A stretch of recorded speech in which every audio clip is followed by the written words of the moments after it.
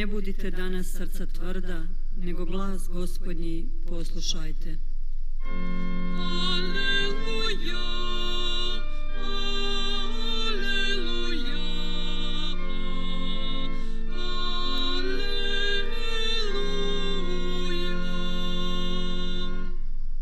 Gospodin s vama. I s duhom tvojim. Čitanje Svetog Evanđelja po Mateju. Slava tebi, Gospodine. U ono vrijeme Petar pristupi Isusu i reče: Gospodine, koliko puta da oprostim bratu svome ako se ogriješi o mene? Do 7 puta. Kaže mu Isus: ne kažem ti do 7 puta, nego do 70 puta 7. Stoga je kraljevstvo nebesko kao kad kralj odluči urediti račune sa slugama. Kad započe obračunavati, dovedeše mu jednoga koji mu dugovaše 10.000 talenata. Kako nije imao odakle vratiti, zapovjedi gospodar da se proda on, žena mu i djeca i sve što ima, te se podmiri dug. Na to sluga padne ničice predanj govoreći: strpljenja imaj sa mnom i sve ću ti vratiti. Gospodar se smilova tomu sluzi, otpusti ga i dug mu oprosti. A kad taj isti sluga izađe, naiđe na jednoga svoga druga koji mu dugovaše 100 denara. Uhvati ga i stane ga daviti govoreći: vrati što si dužan. Drug padne predanj i stane ga zaklinjati: strpljenja imaj sa mnom i vratit ću ti.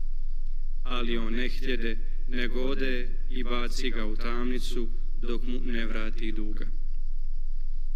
Kad njegovi drugovi vidješe što se dogodilo, silno ražalošćeni odoše i sve to dojaviše gospodaru. Tada ga gospodar dozva i reče mu: slugo opaki, sav sam ti onaj dug oprostio jer si me zamolio. Nije li trebalo da se i ti smiluješ svome drugu kao što sam se i ja tebi smilovao? I gospodar ga rasrđen preda mučiteljima dok mu ne vrati svega duga.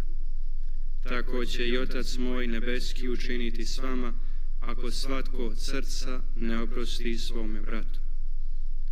Kad Isus završi ove besjede, ode iz Galileje i dođe u judejski kraj s onu stranu Jordana. Riječ Gospodnja. Slava tebi, Kriste.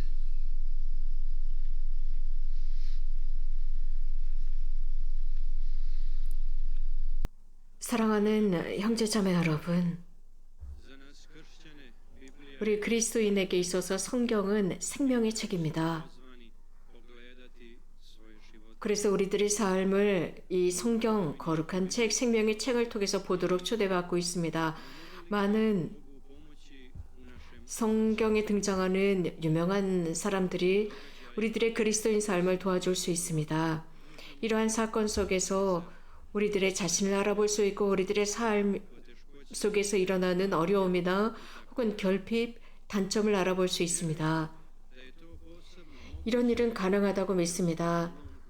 특별히 오늘 교회가 우리에게 제시해 주신 이 복음 말씀을 통해서 알 수 있습니다. 용서에 관해서 우리에게 가르치고 있습니다. 우리 모두는 자주 베드로의 질문을 잘 인식하고 있습니다. 주님, 제 형제가 저에게 죄를 지으면 몇 번이나 용서해 줘야 합니까? 우리는 이런 상황을 이미 경험했었습니다. 그래서 이런 질문을 우리가 어떤 누군가를 보면서 이런 질문을 하기도 합니다. 혹은 자문하기도 합니다. 정말 용서를 해야 하는가? 몇 번이나 용서를 해야 하는가? 몇 번이나 이 형제의 삶, 이 형제자매의 삶 속에서 또 다른 기회를 줘야 하는가? 또 배반할 텐데 라는 생각을 합니다. 그렇기 때문에 베드로 사도의 이 질문이야말로 굉장히 현실적입니다. 아주 용감한 질문이었습니다. 또 이 베드로 성인의 성격이 그대로 나오는 질문이었습니다. 이 질문을 받으신 예수님께서는 답을 해주십니다. 이 베드로는 7번 7번까지 해야 합니까? 라고 예수님께 묻고 스스로 답을 합니다. 7번까지 해야 합니까? 라는 이 질문은 자기가 할 수 있는 최대한의 것을 주님께 제시했던 것입니다. 아주 인간적인 숙고의 결과였습니다. 많은 사람들의 생각과도 일치한다고 믿습니다.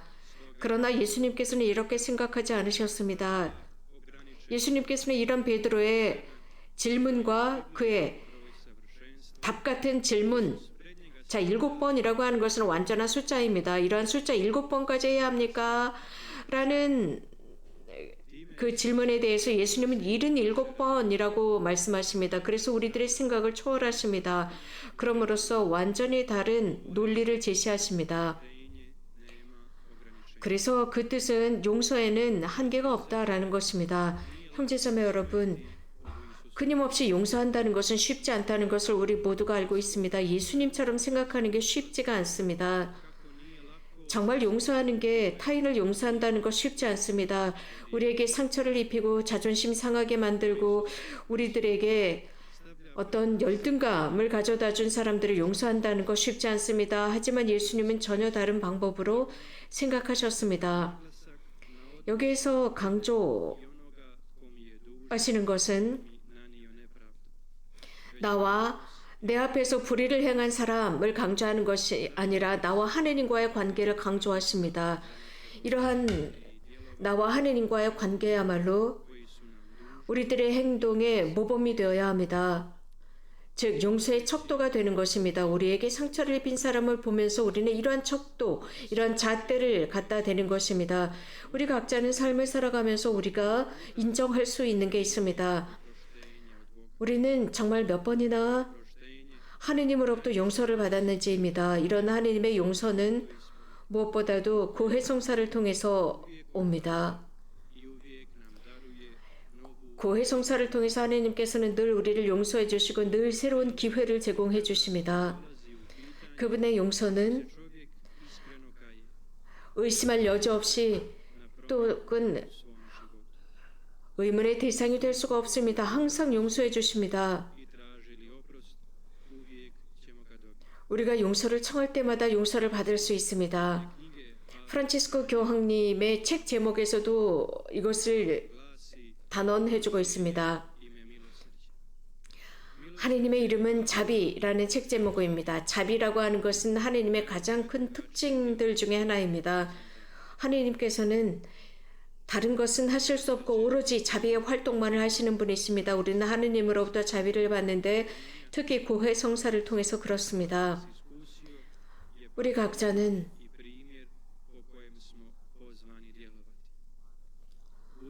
우리가 어떻게 활동해야 하는지, 어떻게 처신해야 하는지 그 척도는 하느님의 자비입니다. 하느님께서 나를 용서해 주신 것처럼 나도 다른 사람들을 용서하는 것입니다. 하느님의 자비는 늘 우리들을 격려하는 모범이 됩니다. 용서하다라는 것, 타인을 용서하기, 타인에게 자비를 베풀기, 이것은 바로 내가 주님께로부터 용서를 받은 것입니다. 내가 주님께 용서를 청할 때 나는 용서를 받을 수 있습니다. 기억해 봅시다. 주의 기도에서 우리는 매일 하는 기도 속에서 우리가 우리들의 이웃의 죄를 용서해 준 것처럼 우리들의 죄를 용서해 달라 청하고 있습니다. 그렇기 때문에 누구든지 신실하게 하느님의 사랑을 경험하고 자비를 경험한 사람은 용서합니다. 용서할 수밖에 없습니다.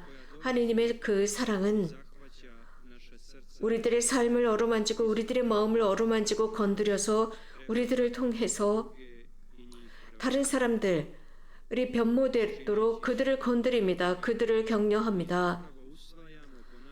그래서 오늘 복음에 등장하는 그 종처럼